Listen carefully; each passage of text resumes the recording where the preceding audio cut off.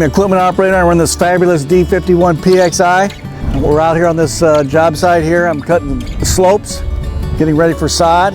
On lake excavations, I do all the slope work for sodding, and same thing with canals. I grade house pads and streets for curb, preparing for curb. That's what I do with this machine.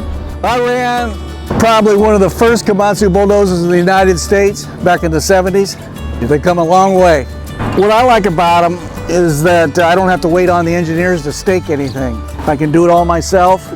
Once you learn the tricks to it, you can do about anything you want to do with it. And I take advantage of the automatics. And once you know what it's supposed to look like, you can see it on the screen, and you can see your slopes and all that, and it makes it a lot easier, a lot more accurate than doing it by hand. I like to know my elevations and my cross slopes, so I got it set up so I can see all that information on the screen. And I've got it set up to do topos, so when they're done with the job, I can show them exactly what the machine did.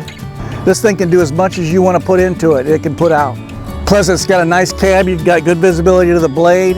You can see everything. These are a lot better machines than when I started out 50 years ago. A dozer operator, you need to see the blade. You can see what you're cutting.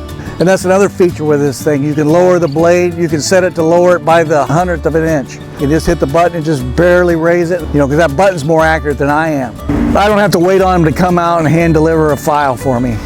All of a sudden he'll just call me on the phone, or he'll call my supervisor and he'll get a hold of me and say, we got a new project file. I don't have to wait around for a day for him to bring something out.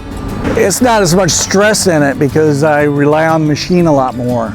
I run it on economy mode most of the time, and it's almost as powerful as the high power mode, and it saves a lot of fuel. That part's good, especially today. These machines are pretty reliable. There's not a hell of a lot that goes wrong with them. So you can't complain about that.